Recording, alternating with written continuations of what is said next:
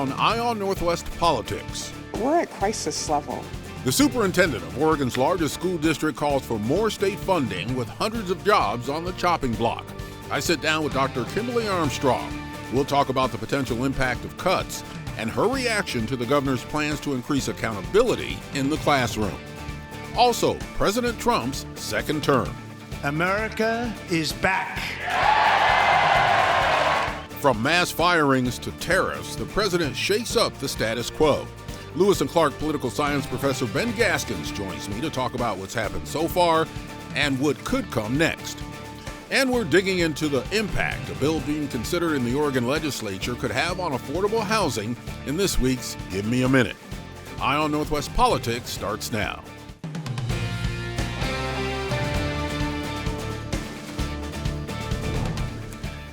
Thanks for joining us. This is Eye on Northwest Politics. I'm Ken Boddie. Let's get right to your top political headlines. Oregon Attorney General Dan Rayfield joined attorneys general in 20 states in suing the Trump administration. They want to stop the dismantling of the U.S. Department of Education. This comes after Department of Education offices in Washington, D.C. were closed for, quote, security reasons. The Trump administration also announced this week it will fire half of the Education Department's workforce. Low-income students and students with disabilities are some of the primary beneficiaries of the department's services and funding. A voter-approved gun control measure is constitutional, according to a ruling by the Oregon State Court of Appeals. Voters passed Measure 114 in November of 2022. It requires a background check and safety courses to get a gun permit. It also limits magazine capacities to 10 rounds or less, with exceptions for police and military. It's not in effect yet, and opponents say they will appeal. And former Oregon Congresswoman Lori Chavez DeRemer is now officially the Secretary of Labor. The Senate confirmed the Republican from Happy Valley this past week. Her confirmation comes as the Trump administration is eliminating the jobs of thousands of federal workers, including at the Department of Labor. Dr. Kimberly Armstrong is Portland's superintendent of schools, having come to Portland in the summer of last year from the Evergreen School District in Vancouver. Now superintendent of Oregon's largest school district with about 45,000 students, Dr. Armstrong is dealing with several challenges, including a budget gap and possible new directives on student performance from the state. Dr. Kimberly Armstrong, welcome to Eye on Northwest Politics. Thank you. I'm excited to be here. Well, Portland Public Schools is at this point facing about a $41 million budget gap. What will that mean, especially in terms of classroom instruction, and have those processes already started? Yeah, absolutely. So first, we believe in early and often and getting the word out about the impacts. And so $41 million means that we're looking to reduce about 220 FTE in critical services like our interventionists, our classroom teachers, of course, and then some pretty significant reductions at the central office. Well, when you talk FTE, those are positions. In terms of actual people, how many do you think that will translate to? Yeah, absolutely. Well, we're reducing about 180 across central office, and then also we're reducing other budgets that we have, expenditures for contracts and other large ticket items, if you will. Governor Kotek does want to increase state school support by about 11%, but she also wants to tie it to student performance. Here's what she said earlier this week on that. I've already proposed a record $11.3 billion state school fund investment and have a bill in the session to more predictably calculate school funding needs going forward. But I don't believe in writing a blank check, and I don't believe in accepting the status quo when it comes to delivering for our students. She's referring to House Bill 2009 and Senate Bill 141. What do you think about the state asking for more accountability for educational outcomes? That's a great question. We're all in for shared accountability. It's just important that that accountability comes with a significant amount of support. And what do you mean by support? Are you looking for more dollars from the state? Well, yes. We understand that there's a historic ask that the governor has put forth to our lawmakers, and we are thrilled that the needle is beginning to move. And we also know that we still continue to struggle with fully funding education, not only in the state of Oregon, but in Portland Public Schools. What about the issue of educational outcomes? Our students could be doing better in the classroom than they are. Absolutely. We definitely are at crisis level when it comes to literacy. So I appreciate the governor's focus on literacy. I think that is shared across the state, and we're ready to lean in. I know specifically with some of the bills that she's put forth around accountability and testing, I think it's important to note, though, that the work has to happen first in the classroom, and so that's where we're putting all of our effort and energy, and so that's where we're having the conversations. Portland Public Schools had a lengthy teacher strike in the fall of 2023, not long before you were named superintendent, coming over from Evergreen. Could the governor's proposal, if it gets through the legislature, have an impact on collective bargaining agreements? Well, absolutely, and I'm glad that you asked that question, right? So right now with accountability, what's proposed is interim assessments that are attached to the Smarter Balance testing. You know, right now we do interim assessments that are connected to curriculum-based assessments, and so that could potentially mean more testing. I think that there could definitely be impacts to the teacher evaluation system, and so the details are really in that bill that we're still unpacking, and details matter. The Trump administration looking to get rid of DEI programs in education. Are you considering cuts in DEI-related contracts with community organizations now? And what will be the PPS position on DEI? Yeah, I appreciate the question. We are looking at reductions across the board, but certainly not because of any federal direction. It's just because we need to look at the totality of our budget and make sure that we're doing measured reductions across the board. You know, our position is that we need to continue to show up and serve members of the Portland community, and the justice for us is extremely important in making sure that we approach our work with a racial equity lens. I'm sure you know that injustice anywhere is a threat to justice everywhere. And so it's important that we make sure that we're moving through education in a just way. All right, so what will DEI look like? Yeah, so diversity, equity, and inclusion means that we continue to have conversations about supporting our learners who need the most support. And so that may mean our students who are identified through, of course, testing, our kiddos who are entering kindergarten and behind, where we put the resources. And oftentimes our data tells us that some of our groups who have missed the most opportunity are our kiddos of color. And so the way in which we target resources to support that group is the work that we're committed to doing. And we know that, right, when the tide rises, all boats rise. We also heard, and I mentioned this in my introduction of headlines, that President Trump says he wants to eliminate the U.S. Department of Education.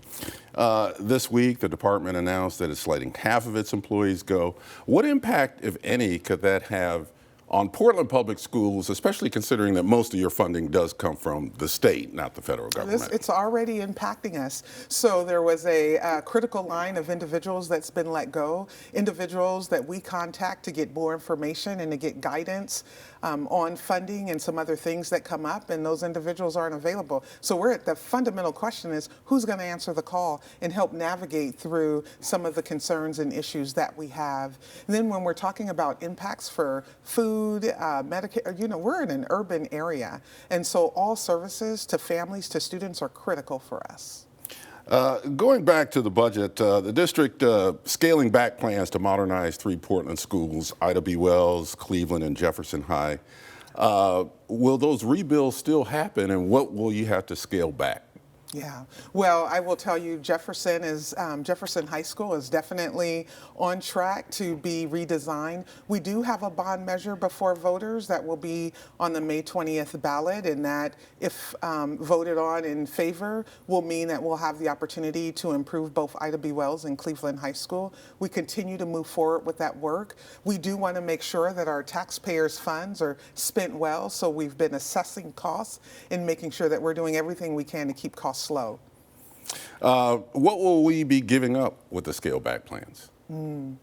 Yeah, that's a great question. What could be at risk is the funding that we provide to our schools that have the most amount of need, our Title I schools, our schools with designations where federal funds bring in additional resources to be able to provide wraparound supports for students. And so that's at risk of ending, or at least being reduced by 25%. And there's other things that we still don't know yet. We're asking the question. We know that school will be starting again in August, right? Just a few months away. We're already actively planning the 25-26 school year. And so the details are what matters for us. Dr. Armstrong, thank you for being on Eye on Northwest Politics. Absolutely. Thank you for having me. And we'll be right back.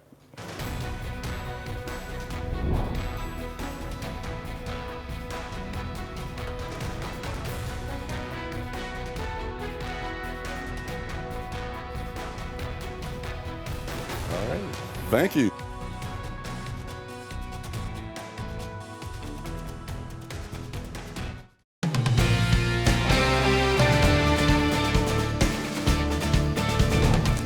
From tariffs to government layoffs and firings to tighter controls at the border and a major effort to end the war in Ukraine. And that's just the start. The first 2 months of the Trump presidency have been a whirlwind of executive orders and what appears to be a shift in the world order. The U.S. presidency is one of the areas that my next guest pays close attention to. Ben Gaskins is Associate Professor of Political Science at Lewis and Clark College. He has a Ph.D. from Florida State. He teaches courses in American politics, and his research includes how religion, public opinion, and other factors influence the national political landscape. Professor Gaskins, welcome back to Eye on Northwest Politics. Thanks for having me, Ken. Well, it seems like the president is trying to consolidate power within the executive branch, especially relative to Congress and the Supreme Court. Is that how you see it? Absolutely. And I think it's important to understand that this is part of a 50-plus year trend of presidents of both political parties trying to do that, to have more power within the executive branch, to basically win battles with Congress over the agenda, over spending, and all sorts of things. I think the issue is that President Trump in his second administration is taking that far further than we have seen even in his first administration that he tried to go, into really centralizing all power within the executive branch and the White House itself. And unlike previous administrations, Congress, in part because it is dominated by the Republican Party, they have a majority of both the House and the Senate, have not shown any willingness to really fight back against the executive branch. And the fact that we have unified government and a president who I think has single-minded commitment to put his own imprint on federal policy, to use his power as extensively as he possibly can, shows that we're kind of in, I think, a new era of presidential power in ways that we really haven't seen ever before in American history. So this is unprecedented. I really think it is. And the legal scholars that I'm friendly with, I hear from, are all the time trying to figure out how far this can go. I think a lot of our Constitution is really based on the notion that these different institutions of government will stand up for themselves, will stand up for their own power and authority. And this is a unique time where Congress really doesn't seem interested in doing so right now, because they don't want to cross President Trump. And the Republicans are perfectly fine with achieving some of their political goals via executive action rather than through legislation. Let's talk tariffs now. The tariff wars, especially between the U.S. and Canada and now Europe, are causing some real economic and political uncertainty. We've seen that reflected in the stock market and consumer prices initially. What's your take on how this is playing out with the tariffs? Well, again, this is something that Donald Trump has long campaigned on, and I think to a profound degree, a lot of Americans didn't particularly take him seriously, that tariffs in a small set of areas could be beneficial for certain industries. But these sort of blanket tariffs that seem to be coming out of nowhere, or using fairly flimsy pretexts like the scourge of fentanyl coming in across the border from Canada and Mexico as a pretext of doing wide tariffs against those countries and our allies in Europe, has really taken a lot of political actors and elements of the economy kind of off guard. And people are realizing, no, he really means that he wants to pursue tariffs and feels that tariffs is integral to his economic policy and to the change that he wants to see in the United States. The president making an effort to end the war in Ukraine this past week, he negotiated a ceasefire. It appears, at least from observers, that he's tilting the scales in Russia's favor while also alienating our traditional allies. What does this mean for our traditional alliances? Well, one of the things that I think is really interesting coming out of this is that there is an increase in European solidarity. I think Europe right now realizes that it can't necessarily rely on American leadership, especially in Ukraine, because the president seems to be generally taking Vladimir Putin and Russia's side on a lot of these disputes and really pushing back against the way that policy has gone for Ukraine over the Biden administration. And so we're seeing a change in how we work with our allies and the diplomacy that we have long pursued as we are shifting both our strategies, but also kind of we're not going to be funding weapons to Ukraine anymore. The effort to end the war in Ukraine seems to be mostly about appeasing Russia's demands and trying to get Ukraine to back down and to accept things that otherwise it would never willingly accept from Russia. Could this, though, end the war earlier? That's the big question. Right now, it seems that Vladimir Putin is potentially amenable to a 30-day ceasefire, but it all comes down to what can be actually agreed upon, and will Ukraine find it in their benefit to stop the fighting, to accept a huge loss of territory potentially, pledging not to join NATO, having special protections for Russian language and Russian citizens, and a really fairly pronounced loss of sovereignty. And that's, I think, what is up in the air right now. But it seems that President Trump is really pushing and putting a lot of pressure on Ukraine to accept those things that has long been a non-starter for the Ukrainian government. Let's talk about the DOGE cuts, the federal job cuts by DOGE and Elon Musk. They're causing real concerns among Americans, even beyond those who have lost their jobs in the federal government. Musk and Tesla getting a lot of backlash. The president even played car salesman last week with Teslas in front of the White House in support of Musk. A new poll shows more than half of Americans now have a negative view of Musk. So how unprecedented is this relationship between the president of the United States and, in this case, the richest guy in the world?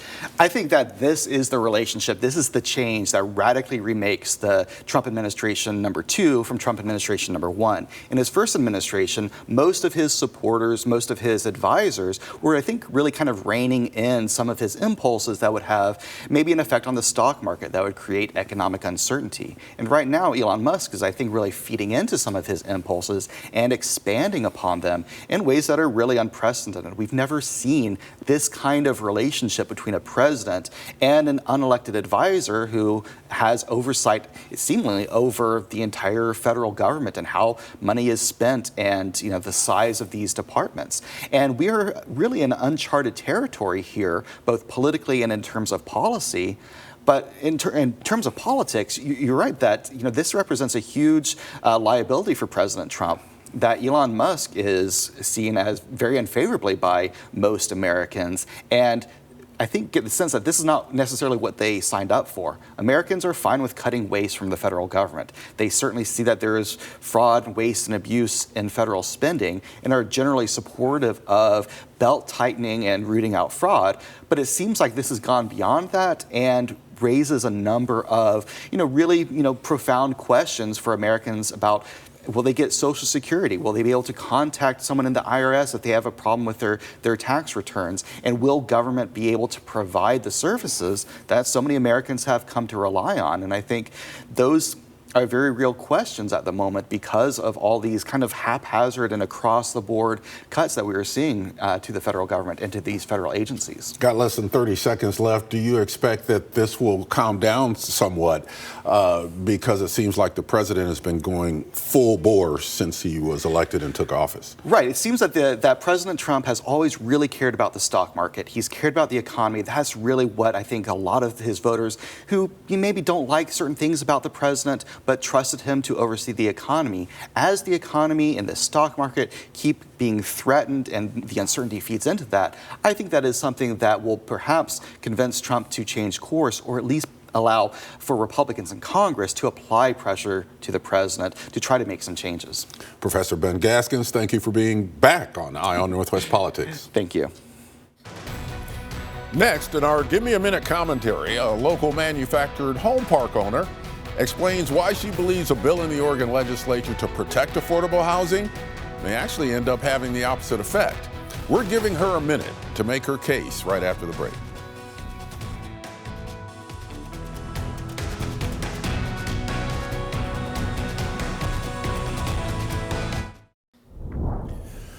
Oregon Governor Tina Kotek has made it clear that creating more affordable housing is a priority this legislative session. However, the owner of a manufactured home park for seniors in East Multnomah County says a bill being considered in Salem could jeopardize affordable housing that already exists. Deborah Romarin has this week's Give Me a Minute. I take pride in knowing that I have provided very affordable housing with my small 14-space senior park for the past 27 years. But I have to be able to meet my growing expenses to keep the park open. House Bill 3054 seeks to limit my rent increases to the inflation rate of 3%.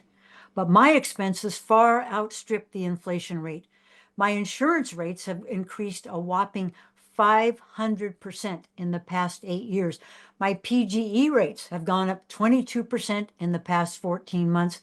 And just this last year, my property taxes have gone up 11%. Just to name a few of my costs, the math just doesn't work. No business of any kind can afford to operate in the red. Developers have gotten wind of this bill, and they're pressing me to sell.